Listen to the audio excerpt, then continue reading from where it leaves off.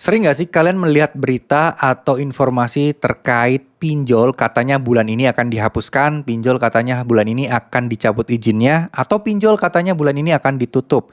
Jadi semua utang kalian akan lunas, tapi kenyataannya pahit-pahitnya ya mohon maaf teman-teman ternyata ditipu. Ya, kenapa ditipu? Ya karena mereka mengincar traffic agar teman-teman berkumpul atau agar teman-teman mungkin nontonin video atau berita-berita atau artikel tersebut atau bahkan ini jebakan dari DC. Itu bisa jadi terjadi. Nah, maka dari itu sekali lagi jangan percaya apapun yang mengatakan bahwa pinjol akan ditutup, semua pinjol akan dihilangkan dan lain sebagainya. Jangan telan mentah-mentah. Teman-teman harus mencari tahu sumbernya, teman-teman juga harus mencari tahu informasi yang lain karena ya bisa jadi ya tujuan mereka namanya juga berita ya, namanya juga artikel, namanya juga informasi, terkadang juga membuat sebuah judul yang bikin orang lain penasaran dan juga bikin orang lain nonton atau mungkin membaca artikel tersebut.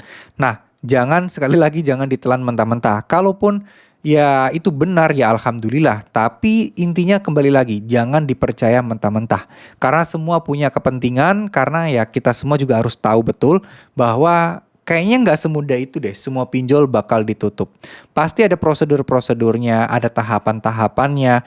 Jadi banyak juga yang bilang mengatasnamakan OJK sudah setuju pinjol akan ditutup dan dibangkrutkan.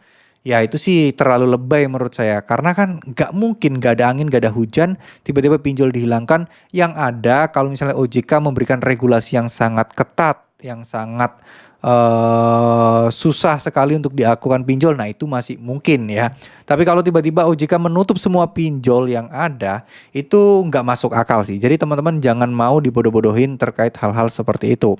Apalagi sama orang yang menawarkan jasa. Ya, jasa penghapusan data, jasa joki pinjol. Nah, itu sih ya tujuan mereka cuma satu, membuat kalian ya terperangkap di jebakan marketing mereka gitu loh. Jadi jangan asal-asalan, apalagi mending ya kalau misalnya jasa joki atau jasa apa gitu ya. Yang paling parah itu ya tujuannya untuk menipu gitu loh. Ya, uang diterima tapi kalian diblokir nomornya, menghilang gitu aja kan nggak enak gitu ya. Kita kena ada masalah, punya utang banyak, tiba-tiba masih aja ketipu. Nah, itu kan sesuatu yang sangat-sangat menyakitkan gitu loh. Memanfaatkan kesusahan orang lain untuk keuntungan pribadi, ya jangan sampai teman-teman terjebak di sana. Karena bisa jadi ini juga jebakan para DC-DC pinjol juga ya teman-teman ya. Jadi udah nggak usah terlalu diambil hati, nggak usah terlalu dipusingin. Nggak, intinya gini lah, masalah pinjol itu bukan masalah yang berat, tapi bukan masalah yang cepat untuk bisa diatasi. Ngerti nggak? Jadi masalahnya ini nggak berat sebenarnya, tapi nggak bisa, oh hari ini juga, oh besok, oh bulan depan masalah hutang saya beres, nggak bisa kayak gitu. Banyak faktor yang mempengaruhi. Oke, kalau misalnya kalian dapat rezeki banyak gitu uang kalian, kalian mau bayar sekarang ya besok udah beres masalah kalian. Tapi kan ini kan kita ngomongin ketika kita masih belum mampu dan belum ada dana untuk membayar utang-utang pinjol kita. Nah, kita kan bahasnya lagi di sana. Jadi segitu aja ya teman-teman buat teman-teman semua yang mungkin merasa informasi ini kok jadi membingungkan. Katanya pinjol itu gini.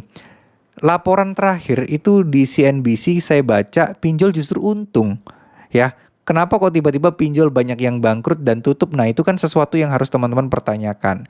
Jadi harapan saya buat teman-teman yang masih suka menonton informasi tentang solusi pinjaman online, lebih baik teman-teman pastikan udah membaca sendiri undang-undang dan surat edaran OJK. Itu banyak di Google, teman-teman bisa cari aja. Bahkan dari website resmi OJK pun ada surat edaran OJK nomor 19 tahun 2023. Itu teman-teman bisa baca, udah cukup. Teman-teman nggak bakal gampang kebodoh-bodohi atau nggak gampang dibodoh-bodohi orang lain. Karena kalian sudah punya pegangan yang pas itu tadi. Ya, terima kasih. Mohon maaf jika ada salah-salah kata. Assalamualaikum warahmatullahi wabarakatuh.